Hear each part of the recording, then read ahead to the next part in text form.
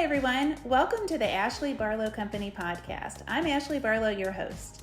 If you are a parent, a teacher, or someone who works at a school, or you're a community member, a volunteer, or a staff member at an organization that supports people with special education plans, a coach, a tutor, or even a grandparent, you're in the right place. Sit back with an ice cold glass of lemonade, put on your walking shoes and grab some headphones, roll down the windows and cruise. Ready, set, go. Educate, advocate, collaborate. Hi, Suzanne. Hi. You guys, Suzanne and I might have just beat the record for the longest pre-recording. That's okay. We're moms. Okay, that's right. That's right. So I'm super excited to introduce you, Suzanne, to my audience and to start talking about your book, Raising Owen, and to talk about your journey in this wild and crazy life of raising a child with a disability, in your case, Down syndrome. So, why don't you start off by introducing yourself and tell us about the work that you do? Okay. So, hi. Thanks for having me on here, Ashley. My name is Suzanne Lezotte, and my memoir just came out in October called Raising Owen, an extraordinary memoir on motherhood. And I say that the subtitle was really important to me because our kids with Down syndrome are really extra. They have an extra chromosome, but they're really pretty ordinary at the end of the day, just like any other kid. And they're extraordinary. So I wrote my book. I started it in 2019 and it took me 3 years. I have been a journalist for most of my career. I worked in PR and marketing. And I always thought I was going to write a book. And when I was in college, I'm like, I'm going to write a book by the time I'm 30. And then it was 40. And I think I said to someone the other day, when God whispers, if you don't listen, then he yells. And I think he literally placed Owen in my life so that I would write my book. Oh, I love it. I love it. Had you thought about other books to write? I have now, and I've dabbled in short stories. I do a lot of short stories. I think for a long time, and I started to submit an essay from my memoir I sent to Writer's Digest, and I had an honorable mention out of 3,000 essays. So that was, to me, that was telling me I was on the right path with my writing. So it's a little bit harder to write for me to write short stories and to write fiction because I feel like that's more personal. So Yeah. journalism became sort of my default because it's much more objective and I'm really good with interviewing people and I feel like building a journalistic story is like putting a puzzle together. You sort of put all the pieces. So it's kind of kept me writing all these years. And it's just, I think the biggest obstacle for me right now is finding the time to sit down and be creative and write. Yeah. Yeah. And for sure, that's my obstacle with a lot of the work I do, because you've got to get in the right headspace, but that's hard to do when the noodles are about to boil or the kids are going to be home in 94 minutes or whatever. So yeah, I Or you're totally. hearing, Mom, did you do my laundry? Did you put my jersey in? Or in the case that just 90 minutes ago, Mom, did you go to the pharmacy? Right. It's been 3 days. The beautiful thing about the stage and the timing of my book is I started working on it when I had the foresight, I guess, to start a journal when I was 5 weeks pregnant. I had no idea that my son would have Down syndrome. In fact, we didn't know until he was 7 days old. Wow. And nobody caught it. There was no signs. Nobody said, we think he might. The only reason we knew is because my husband, he was in the NICU because he had meconium. He was a emergency C-section. And my husband's aunt worked at the hospital. And so the head of the NICU said, well, I'm going to make sure that we do all the testing so that he doesn't leave and we miss something. And the only test we were waiting for was the Down test for Down syndrome.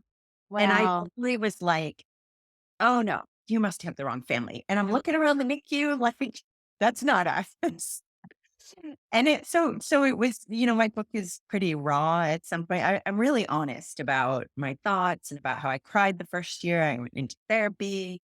But, I feel like any parent, when you have a diagnosis, you have your lows that you have to grieve and you have to move through that. But I feel like there's so much magic in, first of all, raising any child, but raising a child with a disability, like we get to experience those like moments. And I always used to say when I would meet parent, a new mom, I would say, it's the coolest club you never wanted to join. And they would It's be so like, true. "Why?" I think it's really one thing that I like is my favorite thing ever is the sibling bond. I will die on that hill. I just love. I always say brothers are my favorite, but the thing that I love personally is I love seeing life broken down so simply. I just love that, like, sometimes you have to, like, unravel something to get to the most simple version of it to be like, "All right, Jack, let me just tell you how it is," or "Let me just show you how it is," or "This is why you're doing this." And it's, like, such a beautiful gift. I love humanity. I love Mhm. sociology. I love the human. And to see humanity, to figure out this really, really complicated human that I love and that I created by getting down to like the most basic developmental concepts or behavioral concepts or just like how to wipe after you go potty. Mhm. It's so beautiful to me. And it really just kind of makes me so hyper aware of how complicated and beautiful and complex life is and how that impacts our relationships because I also like how humans connect. So, yeah, I think I'm Don't with you on that. But don't you just love that? Like, I have 2 other kids, so I have 2 typical kids, but I love how Owen is so zen. I always say he's like, it's like God sent me a Buddha, right? He lives in the middle and he's my teacher. There are times when I'm always like, come on, we gotta go, we gotta go, we gotta go. And Owen works on his own time. Ah, He has his routine and it takes him longer, but he lives in the moment, and I think yeah, that's what we all aspire to do. I mean, I'm always on webinars, like, "How do you live in the moment? How do you pay attention? How do you slow down?"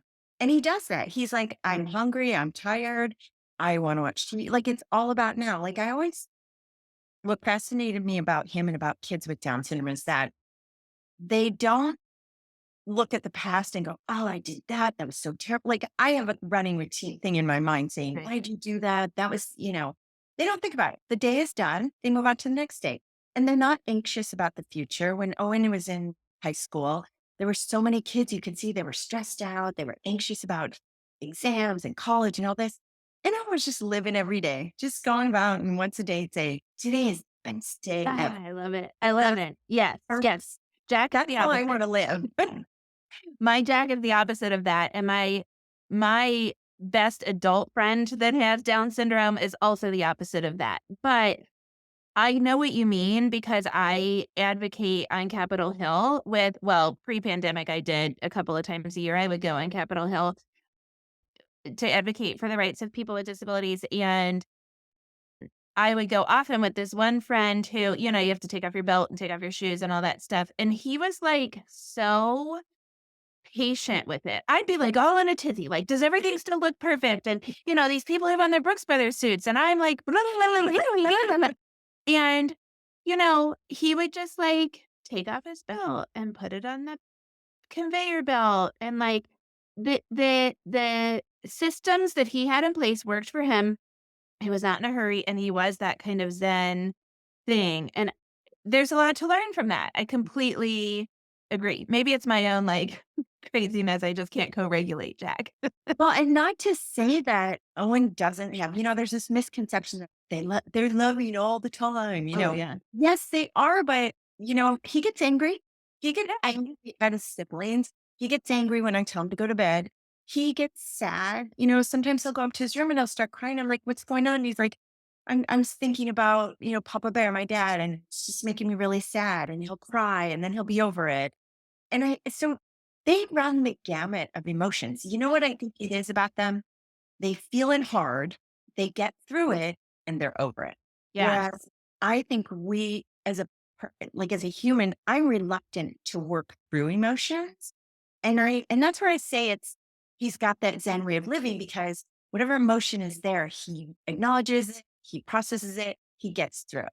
And again, That's So I wish I simple. could live like more That's like what that. I love the simplicity of it. Like, that's what my friend Chad, he'll work through something. One time he was telling me the difference between reality and fantasy.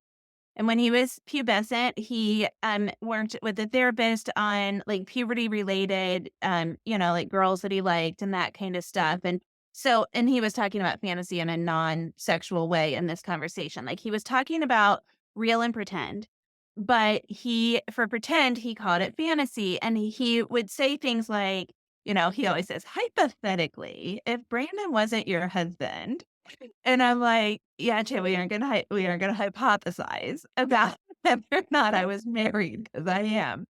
And then he'll say, I know, that's not real, that is," and he says fantasy, but he means pretend, right? And and then that's like the end of the story for him. Whereas our busy brains would tend to perseverate on that, or to wake us up at 3 o'clock in the morning and think, "Why did I say it that way?" Or did that make the other person feel uncomfortable or whatever? Like for Chad, yep, you're right. Real and pretend, end of the story. And that is so beautiful. And I think we could learn so much Mhm. from that. Yeah. Why don't you tell us about Owen? Give us kind of like the high level update on Owen. Tell us how old he is, what he's been to, what he's doing now. So he is 20 years old. He's telling everyone when he turns 21, we're going to Vegas. That's his big thing. And he's telling the whole world. I mean, we're gonna have to rent out an entire hotel, I think. Is he Uh getting married? Pardon? Is he getting married? No, he just wants to go to Vegas because he turned 21 and that's what everyone does. So Okay. the reason that's, I guess, on his mind is because we did the he was my oldest and my first. So I really had no idea. I was traveling this road as him being my only child in school. And I did what the district told me. Like they were like, oh, we have these segue classes, we have these special day classes. And even though I knew like it didn't really sit well with me because he had been in a preschool mix, which was 15 typical kids and 5 special needs kids. And it was chaotic but he was learning so much. Yeah. So then said, okay, we'll put him in the special day class. Well, kindergarten went by, first grade went by, second grade. He didn't learn to read. He learned to roll on the floor. He was learning all these other behaviors. And it Yeah. finally hit me that he was learning these behaviors because the makeup of his day for 6 hours was kids with behaviors and other needs. And the teachers thought he was really cute. So they weren't actually making him do anything. And I just was like, enough. We are going to push for inclusion. We never had to lawyer up.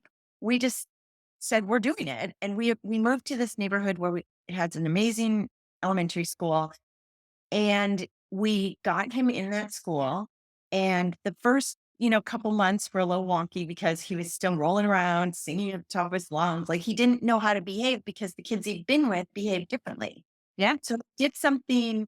The assistant principal said, I have this idea. Why don't we try something I read about called reverse inclusion? So he was in second, we held him back. So he repeated second grade at this elementary school, fully included with a teacher's aide. So not someone like right next to him, but somebody helping the classroom. Yeah. So we put him back in a kindergarten classroom and for 2 weeks.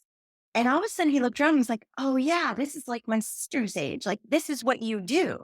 Because I always felt like his mentality was at the lower, like Right, lower. And right. then Well, when he had siblings that age and their friends would come over and play and that kind of thing. So yeah, that makes sense. exactly. So then we put him back in his regular class, and all of a sudden those behaviors disappeared because he's like, I get it. Like this Yeah. is how I act. Yeah. And he made some of the like best friends that he still to this day, he calls them, they're away at college, one's at Stanford, one's at, Chapman. He'll call them and he'll FaceTime them. And I can hear the delight in their voice. And they're like, Owen. And they'll be on the phone for like a half hour, an hour, just chatting with them. And so he has this group of typical kids that he's always sort of moved with. So we moved Yeah. with them from elementary school to middle school. And then to high school, he went to a different high school. But I do feel like it gave him that want, or that when they started all going to college, he said, well, mom, I want to go to college. And I said, okay, so you shall.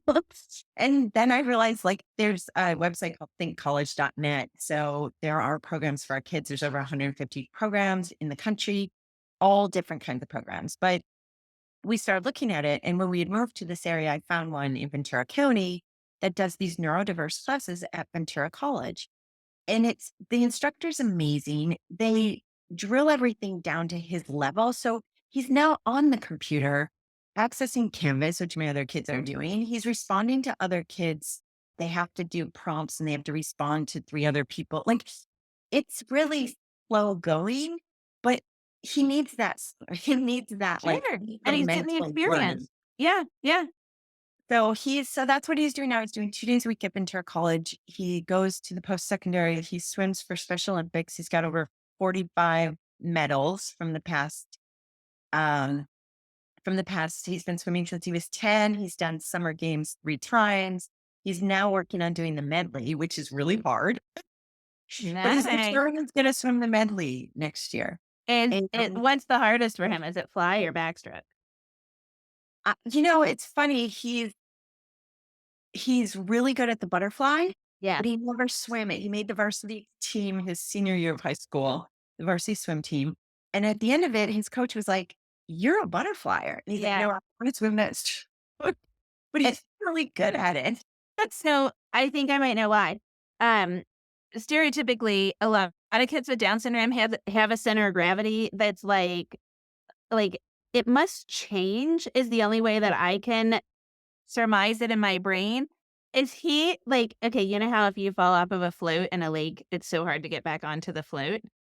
Can Uh-huh. he like just get right onto a float like that? Like he can like creep into places and like his body just spits places. You know, well, first of all, we don't live near a lake and there's only ocean, so there's no floats, but we do have a pool and like he's really strong. Upper body strength is really strong. So he Yeah. can lift himself out of the pool really fast, which I can't do. Yeah. Yeah. So butterfly is you undulate, but it's pretty flat. Mhm. And so a lot of people with Down syndrome are really good at butterfly. And I think it's the same thing. I think it's because Because they're it's so loose. yes. Well, true. And then they have the hypermobility of their joints. And so Right. they're literally flying off of their bodies.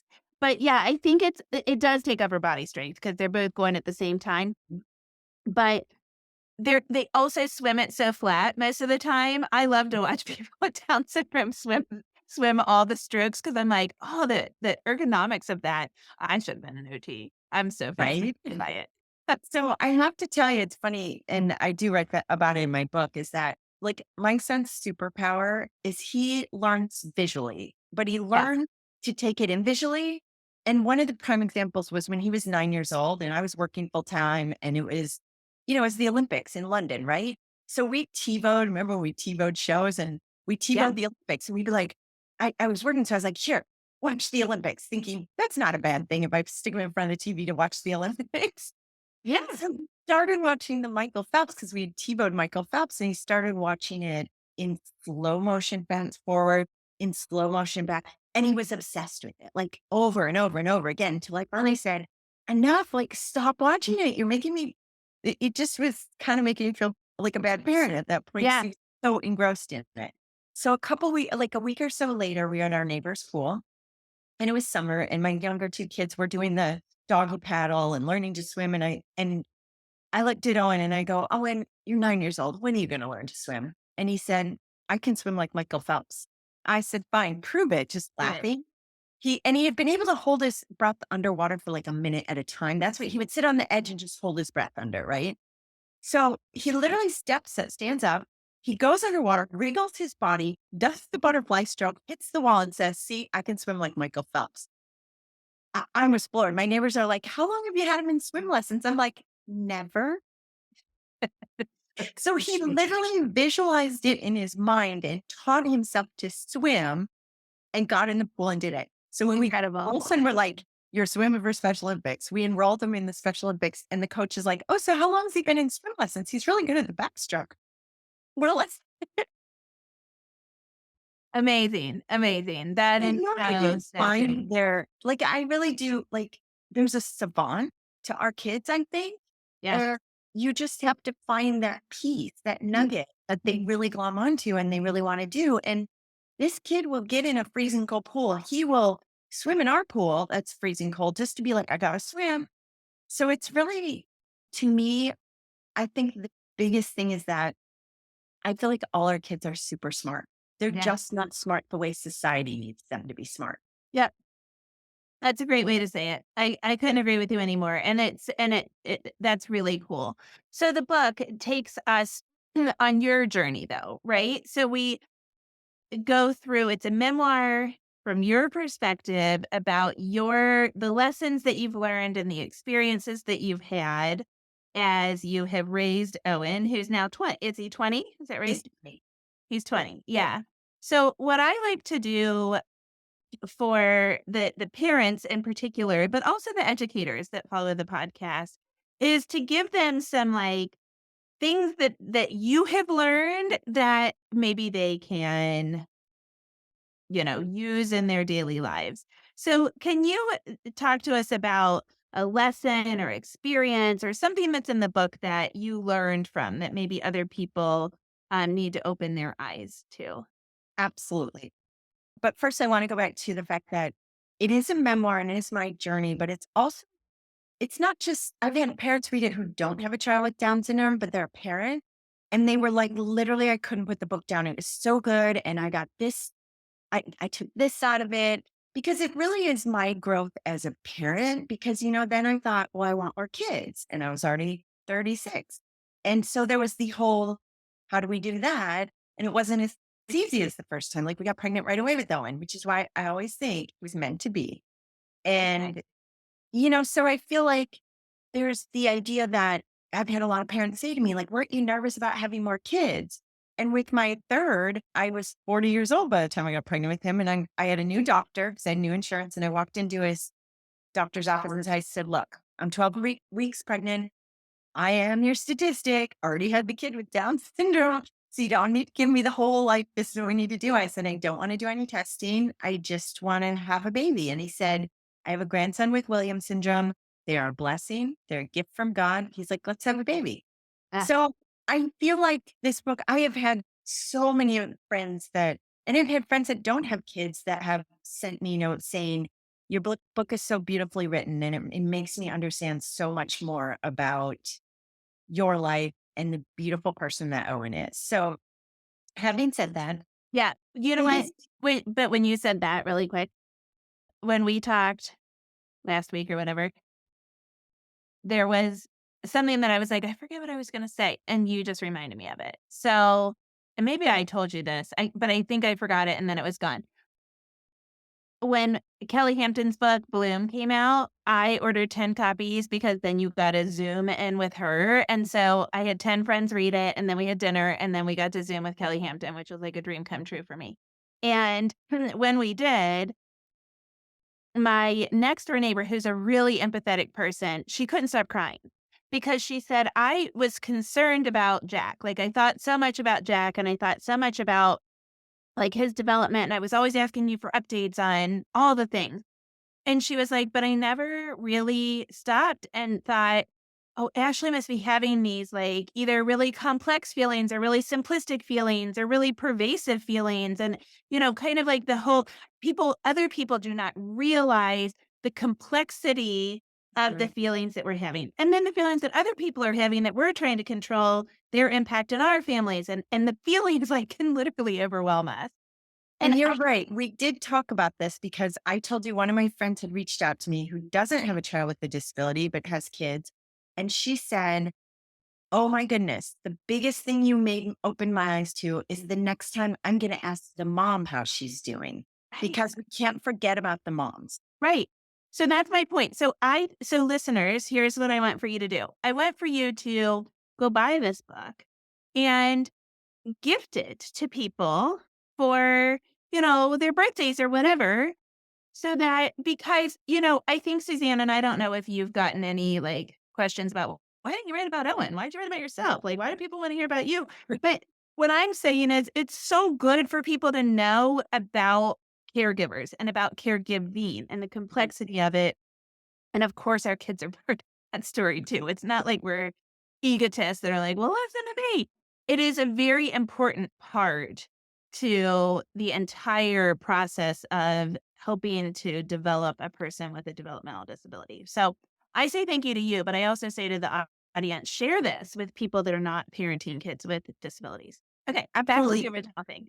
Well, and one of my beta readers was my son's fifth grade teacher who was also in the book, but she said every educator should read this book. Like it's just, I stumbled. There was things I didn't know how to do, but there was always the learning curve. But Yeah. one thing I do often is I really hope that parents should get out of I mean, this is a lesson for like new parents who have a new baby with Down syndrome. One of the things, because I didn't have any other kids, so I had no timelines. So I had read some woman on the internet, 'cause of course I'm scouring the internet for stuff, who said she had a daughter with Down syndrome and she decided to potty train her early because nobody told her not to. And by 1.5, her daughter was potty trained. And I was like, and so I come home one day and I bring this little potty seat home and my son's 20 months old, 22 months old. My husband's like, what are you doing? I'm like, we are going to potty train him. We are not going to pay attention to these milestones that they keep telling us Yeah. they should potty train till they're 4 or 5. Mhm. And literally, we taught him the sign for potty because he had been learning sign language. He was nonverbal at the time. And we put some books by it and we made it this little game. And we're like, Owen. And I sat down and looked him in his eyes. And that's why I'm telling you, our kids are smart. I looked him in his eyes and went like, we're going to potty. I'm like, potty. I did the whole thing. We put him on the little potty seat and he tinkled. And I was like, oh, that's so cute. Like so random. Like it's not going to, it's not going to be Yeah. the seat. And I said to my husband, because he was a stay-at-home dad, I said, every time you go to the bathroom, you bring him with you 3 or 4 hours later, whatever. That first day, we did that. By like day 2, we'd see his little hand go up and we're like, put him on the toilet.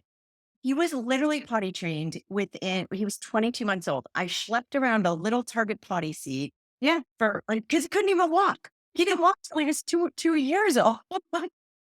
It stuck him in potted plants. Anywhere he could go. Now, the one thing about it is he's a boy and he doesn't know how to pee standing up because he was so used to just being put on the toilet the other way. So, Oh, I know. Yeah. Wait, sit down peeing. That's a sibling's nightmare. We Right. moms are like, it's okay, just use the stall. But our brother is like, oh, he uses the stall. I'm like, well, sorry. Same with Owen. Like he I has can't to do use it the all. stall. And it won't happen like that for every parent. And look, we've had our things that I wished and wished and wished he could do and he couldn't do. And other kids were reading, the kids with Down syndrome were already reading by the time they were in first grade. And Owen didn't learn how to read until it became important for him to learn because all his friends in middle school were texting each other and showing them phones. And he's like, well, I need to know what they're doing. So Yeah. he started reading text and he'd grab my phone and he'd sound out words. And I was like, oh my God. Like, so I guess my Natural biggest, consequences. That's natural consequences because he got a social reward if he's do it. I think I'm happy that you said that because what I was going to say is it works the opposite way too. Your potty train story was me with nursing. They were like, oh, he might turn blue. He might not be able to latch because of his muscle tone. And I was like, well, shouldn't we try it?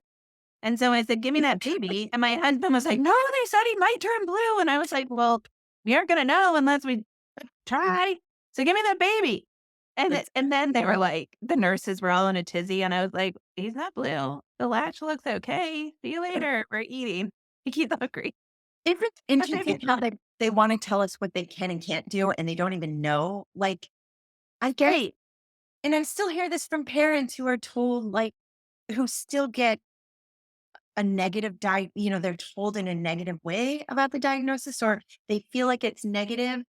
And I remember that. Like, I remember people always saying, I'm sorry. I'm sorry. Like, they were too afraid to even say anything because they wanted to say they're sorry. And I'm like, looking back now, I'm like, oh my God, like, why? Why was everyone so sorry? Yeah. But then at the same time, like, you know, he can't leave school. He doesn't like school, but he can't leave school. Well, transition. Like some people don't like school but can't leave. And that's okay. That's Yeah. Jack. That's okay.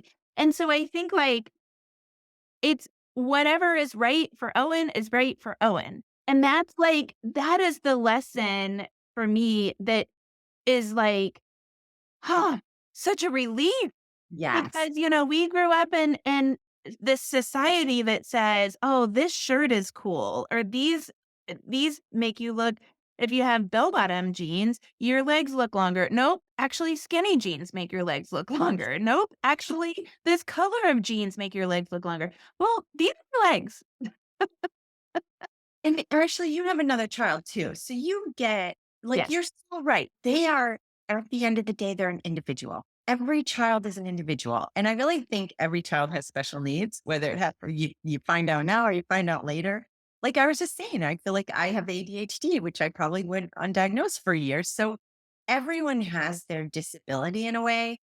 Ours kids, it's just more prominent. It's more visible, if you will. And I literally feel like we tried things because I was like, I don't want to read that book and go by the guidelines. Like, I want to try this. Like with inclusion, I was like, well, why? The first day in middle school, middle school where we're all like, oh my God, big, bad, scary middle school. And then my kids got to go to school with 1,800 kids, right? Yeah. Full inclusion. The first day, I'm like walking around, like, hey, parent, kid with Down syndrome, going to class, and I thought, I just think, no, I got a hall pass. I can walk them into class. And then I was like, okay, I can't do that because if I keep doing that, I'm going to treat him like a baby. So Right. then bit by bit, then I dropped him off at the gate. Then I dropped him off at the stop sign. Then I parked around the block. And so he learned little by little independence. Like now, friends of mine are like, you let him go for a walk by himself. I'm like, yeah, he has a mile route in our hills that he has to go Yeah. on. Sometimes I tell him he has to do 2 miles. So he takes off up another street and like 360 is your friend, right? I So was we have gonna the say, app do you like just drag him? 360. So the one day he decided to go hiking in the mountains without food or water or sunscreen. He's like, Mom, I'm halfway up the mountain. I'm like, oh, no, you're not. Like, you need to walk back down that mountain. But they have to learn. They have to learn when Totally. you give them independence, they want more independence. And that is okay. Like, I feel like that is my job. Mhm. Show Couldn't them disagree with you anymore. what you can have. And Yeah. again, it is my journey. So I want to caution people that this is my journey. It's not everybody's journey. You know, he doesn't have a dual diagnosis of autism, which I know is a different diagnosis. Mhm. So Yeah, no, I think that's a really, really, really important lesson for people to learn. The way I say that is I am me. I had this really strong sense of self, like as a toddler, as a like middle schooler, and then when I broke my back, I had to develop a sense of self because my friends were able to do things longer or more or harder than I could, and I couldn't keep up as much. And so like when I go to yoga and they say set an intention, I'm like, I want to be me. Whatever that is today, I I want to love be that. me.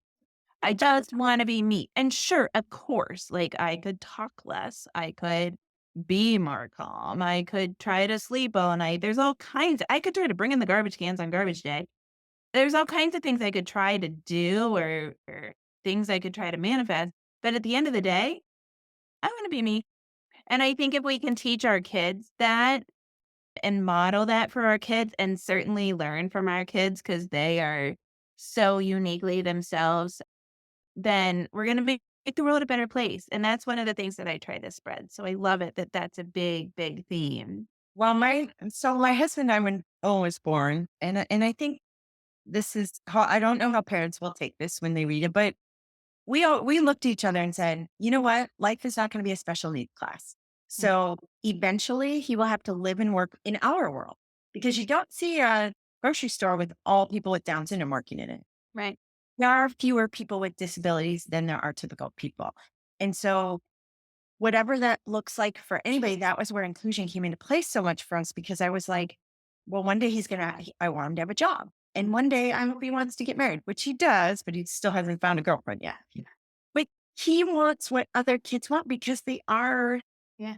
are human beings just like us. And however simplified that ends up being, I want him to be a good citizen of the world. Mm. So what does that mean? Like he has a part-time job right now, which I'd like to give a shout out to Finley's Dog Treats because they're a company out of Minnesota and they hire people. They put 50% of their profits back into hiring people with disabilities. And they're I think, at Get Finley's. But if you look on their website, there's all these pictures of people with disabilities. And they were two paraprofessionals who started their business because their dog needed certain dog treats that were wholesome. And they realized all these kids we've been teaching with disabilities are now adults and they don't have anything to do. So they hired them to Yeah. help them make these treats. And Yeah. Owen's the first California ambassador. So the CEO came out, and when she came out, she had this. What I love is she understood our kids, right? So she had the basket with everything in it, everything color coded, very easy to match up. She had the what she needed him to say, very simple 3-step kind of, this is what you say to people. You ask them if they have a dog, you explain the mission. Perfect. And they were bought by Nutrisource, which is a big pet food company. And they said, we love your mission. We want to buy your company. We want you to keep your mission, but we will help you expand throughout the US. So I know they're trying to do that, which I think is fantastic. Yeah. And so Owen goes on he has this amazing, this is one thing. Don't you feel like the right people always find our kids? For sure. Yep. so when he, Absolutely. so when he got his job, they were like, "Oh, we will want you to work with this woman, Darlene. She could be like the person with the parent coming Nutrisource." And he sets up a table and he gives out treats and coupons. From the minute she met him, she loves him. Like, I feel so comfortable with him. I drop him off. I go do errands, or I go work in the library, or go for a run, and go to the beach. And I feel really safe. And he loves it. And he entertains people. And the store owners keep saying, when is he coming back? Because moves so much product. Yep. Yep. I couldn't agree with you anymore. And I think that that's like that. I talked to a friend that runs a flower shop here in our little town, and it's a florist and a nursery also, and he hires people with disabilities. And he said, like, the one kid had Down syndrome. Well, he's like 18, 19. And he said he spaces the pods better than anybody else, because people with typical abilities are like, "Oh, about 2 fingers in between." And they're like, right? And this person does flower pot, 2 fingers, flower pot, 2 fingers every single time. And he was like, "He is so loyal. He is so perfect because I told him 2 fingers. He does 2 fingers every time." And that literal thing that this kid does, now my dad has no attention to detail, right? So it's not universal, and I'm not saying that it is, but that loyalty and that, like, literal interpretation of what is said is really an asset in the workplace. And in small business, my goodness, is that ever wonderful, because, small business is really hard, and hiring employees is hard. So, And Owen is very much that routine kid. So, I yeah. mean, his routine takes way too long in the morning. That's why he's always late, because he's like, I get up, I make my bed, I put the shades up, I have to put the light down. Like, everything's very precise. But it does translate well in business, because now he's like, when he has to get ready and they sent, like, he has a uniform shirt, he opens up the garage, he puts everything in the right place in the trunk of my car. He gets there, he opens the table, but Darlene tries out and he's like, no, I got this, because he has to do it in a certain routine. He's like, "Back off, Darlene, back off." But, I love it. I love it. having said that, transitions hard for our kids, right?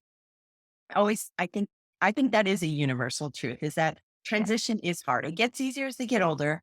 But one of the things I decided to do with Owen and his schedule, because he keeps saying, I want to go away to college. So we're going to apply to a couple programs. We did apply to UC Davis last year, which has a phenomenal program. Out of over 100 applicants, I think he was asked up for an interview. So we interviewed, but they had 30 interviews. They have 12 spots, literally 12 spots. Yeah. So he didn't get in, and I could tell he just was like, did I not get in? And I said, you know what, Owen? Everyone experiences disappointment. Not every kid got into the college of choice. So we're going to manage this expectation. We're going to manage your disappointment. And this is a new feeling for you, disappointment, because he's always had everything come to him. And I said, and so it was a big teaching moment for him. And so then I decided they highly encouraged us to apply again. So we're going to apply again, but we're going to expand our applications as well. But I did decide that when he went to Ventura College, so he's been in this routine, right? Every Tuesday and Thursday. So what I did was, the next semester, I tacked on another class. So now he's going 4 hours a day, 2 classes, and he gets a break in between. So then next semester, I said, well, you're going to go to Ventura College one day. We're going to go to a new campus. We're going to go to Oxnard College because they have a speech class that I want you to take. And he's like, what's this? I got to change my routine. And I'm like, yes, you do. Because That's this right. is your. And so I'm really trying to get him to understand that. And I said, oh, and if you go away to college, your routine doesn't just stick for the rest of your life. You have to change classes every semester. You change your routine. So I feel like I'm the puppet behind he's the puppet and I'm kind of holding the strings, but it, I feel as if we can do it incrementally. And again, that's my biggest thing is don't try to do the whole thing all at once. If we do it little by little by little, when my friends say, oh my goodness, you let him walk, you go somewhere and you don't look at where he's going and you're not like tight. I said, no, because I have prepped him all his life for this. I have prepped him to where I know he's not going to leave somewhere without telling me. I know he can walk a mile around our block. I know I can drop him off at the corner and he'll go to his acting class and get into the building. And I have other parents go, I know, but it makes me nervous. And I'm like, I know it does, but But don't your other kids make you nervous too? yes, You know, for that's, sure. and that's like, I mean, I wake up at 4 o'clock in the morning, even though Griffin drives himself to practice, because I want to make sure his little Life 360 dot arrives at practice. And I think at 4 o'clock in the morning, if it didn't arrive, would anybody else see him? How would I get alerted that he didn't get there? So, like, they all exhaust us. They all worry us. But in order for them to have experiences that make them relatable and help them to continue to grow, we have to continue to challenge them. Why do 60-year-olds do Sudoku? So they don't get Alzheimer's. Well, we need to keep stimulating all areas of development and people with developmental disabilities forever. So they don't get Alzheimer's, so that they stay relatable socially, so that they continue to grow too. Yeah, that's such important lessons. I can't wait to read it. I can't wait. I'm so excited. Thank you so much for joining us. Why don't you tell people before we sign off how they can get their copy of Raising Owen? So you can order it on Amazon, or if you want to support local bookstores, you can order it through bookshop.org, which then you can designate a local bookstore that will get a percentage. Other than that, I'm hoping I've been doing some book signings, but I'm trying to get it out there more. I feel like it's a marathon, not a sprint.